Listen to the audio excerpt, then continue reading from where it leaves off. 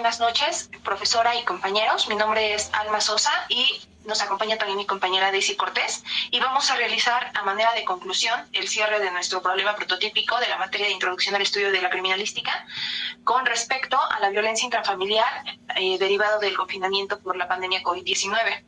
Nosotras realizamos en primera instancia encuestas de manera general en la alcaldía de Iztapalapa para poder detectar cuáles eran los problemas principales derivados del confinamiento y pudimos observar una estrecha relación entre el incremento de las enfermedades mentales o los trastornos mentales y el incremento de la violencia intrafamiliar. Entonces pudimos observar esta relación y casualmente pudimos documentar una entrevista con la señora Reina que nos platica acerca de un caso pues bastante lamentable, donde se vio involucrado su hijo Luis N., que por confidencialidad hemos decidido mantener su apellido en el anonimato, y nos vamos a centrar en este caso de análisis para poder relacionar nuestra materia de criminalística. Buenas tardes. Sí, efectivamente, como lo acabas de mencionar, Alma, el caso de Luis es muy peculiar porque es una persona que tiene un problema de salud mental. En este caso vamos a tomar como referencia lo que nos mencionó su mamá, que es la esquizofrenia. Desconocemos exactamente el grado de esquizofrenia que maneja Luis. Sin embargo, pues estos factores van a dar pie a un delito que es el homicidio. Tampoco sabemos el tipo de homicidio que están tomando en cuenta, en este caso el juez que está llevando el caso de Luis.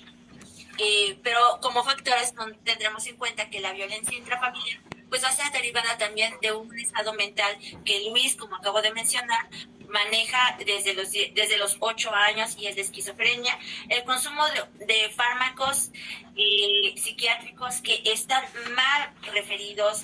No sabemos tampoco cuáles son los fármacos que le están diagnosticando, de qué manera, el tiempo, la temporalidad que debe de estarse manejando con respecto a estos fármacos, la cantidad que se deben de manejar precisamente.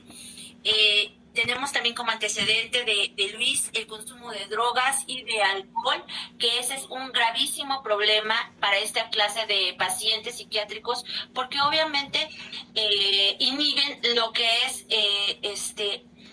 el grado que deben de manejar los fármacos psiquiátricos dentro de estos pacientes, ¿sí? Y obviamente pues llega a alterar lo que es la conducta tanto neurológica como conductual de estos pacientes.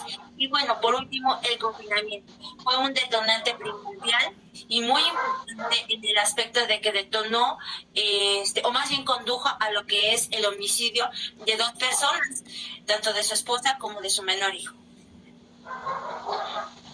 En efecto, y podemos dar respuesta a las interrogantes de la criminalística a través de las ciencias auxiliares y como ya pudimos explicarles en un principio quién cometió el delito, pues fue Luis. Él lo confesó, él incluso asume la responsabilidad del homicidio. ¿A quién? Bueno, pues fue a su esposa, una mujer de aproximadamente 23 años de edad y un pequeño de 1 añito. ¿Con qué? Bueno, realmente aquí, a través de estas ciencias auxiliares, como lo es la fotografía forense, pues no se pudieron encontrar armas con las que pudiera haber lesionado y causado la muerte a su esposa y a su hijo. Sin embargo, se requiere la medicina forense y en las evaluaciones, pues al parecer, todo apunta a... dentro de esta discusión que ellos presentaron, hubo un forcejeo, ella resbaló, se golpeó severamente la cabeza y pues perdió la vida. Él entró en un estado de conmoción. Con las pruebas toxicológicas que le pudieron practicar, se determina que, en efecto, como lo mencionó Daisy, en su sangre habría presencia de alcohol.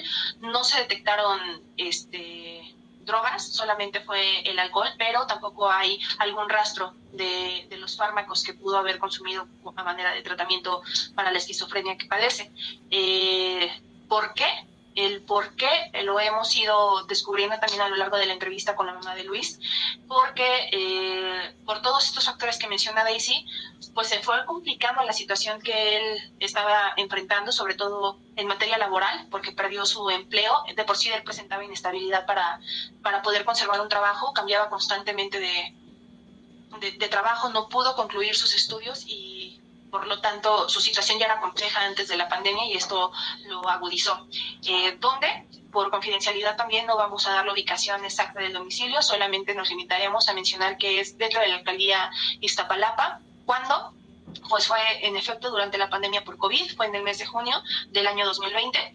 ¿Y cómo? Ya también lo mencionamos, aparentemente fue así a través de la discusión de su esposa, y al estar en este estado, pues él tuvo pues un momento de ira, de descontrol. Su pequeño, según nos comenta su mamá, empezó a llorar, espantado de lo que estaba presenciando en casa.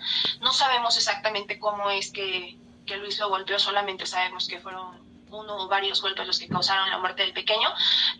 Recordemos también que aquí cobra relevancia la importancia de la criminalística, porque no hay testigos de lo que ocurrió aquel día. Entonces, únicamente a través de la ciencia podemos precisar qué fue lo que ocurrió en el domicilio. No hemos tenido acceso a la carpeta de investigación porque todavía se encuentra en una etapa inicial de investigación complementaria. Es importante también pedir aquí la intervención de la criminalística a través de un peritaje psiquiátrico que se le pueda practicar a Luis, porque no existe un registro del padecimiento que presenta. Solamente fue diagnosticado a los 8 años, pero no existe una secuencia en el tratamiento que pueda servirle de atenuante y que pueda considerar el juez para otorgarle el tratamiento que él requiere. También es importante que mencionemos que la importancia de preservar la cadena de custodia es determinante para el proceso de Luis, ya que cualquier indicio recolectado en el lugar de los hechos podría ser fundamental para poder esclarecer su caso. Así es, Alma, y como ya lo mencionaste, a final de cuentas la criminalística tiene que apoyarse en diferentes ciencias para que pueda dar una buena resolución, y el juez pueda apoyarse de esta manera y tener una buena sentencia, sobre todo en su caso. En la química forense va a ser muy importante dentro de la investigación, y asimismo esto tiene que derivar en lo que va a ser la antropología forense. ¿Qué va a ser esto? Toda la recopilación que van a hacer el perito para poder determinar y dar estos resultados, ya sea de manera correcta al juez, y este juez pueda tener una sentencia ya sea a favor o en contra de Luis.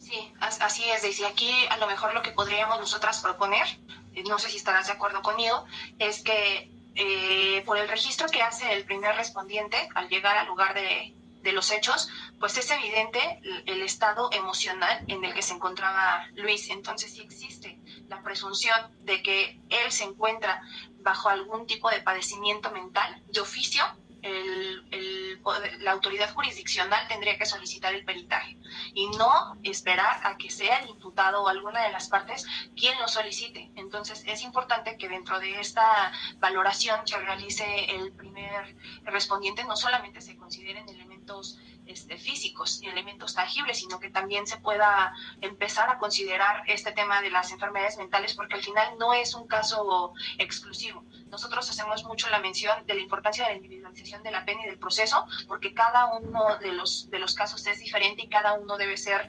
analizado con todos los elementos que se puedan incorporar y que sean determinantes para la resolución del juez. Así es, y sobre todo pues esperemos que precisamente la cadena de custodia no haya sido alterada durante todo el procedimiento de esta recopilación de pruebas. El formato de trazabilidad es lo único que nos va a dar la pauta, y sobre todo en el caso de Luis, para que pueda tener un debido proceso correcto y que pueda tener una justicia de acuerdo a lo que se está buscando, ¿no? Respetar como tal sus garantías individuales. Yo considero que pues esta clase de problemas, la violencia familiar, no tan solo va a haber víctima, como tal, el victimario no va a ser nada más eso, sino que también puede ser una víctima.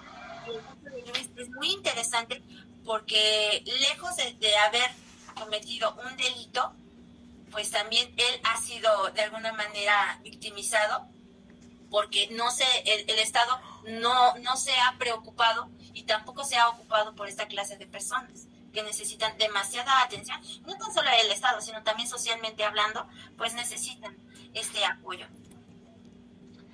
Sí, así es. Bueno, pues entonces de nuestra parte sería todo. Agradecemos mucho su atención. Hasta luego.